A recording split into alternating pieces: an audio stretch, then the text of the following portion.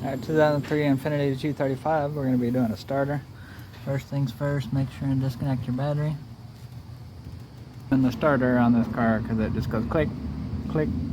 Ow, fuck, it hit my head. Disconnect your connector. And you want to take this nut right here. And then you got a bolt right here and a bolt right here.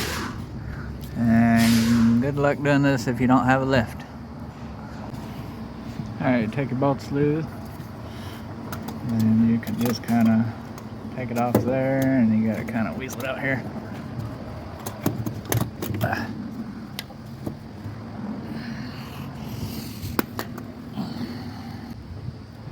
install your new one.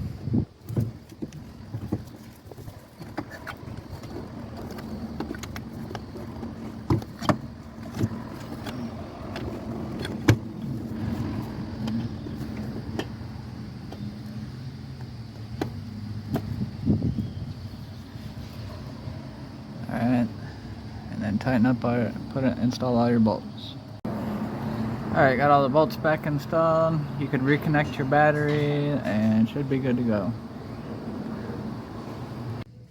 Alright, reconnect your battery and then it should be able to.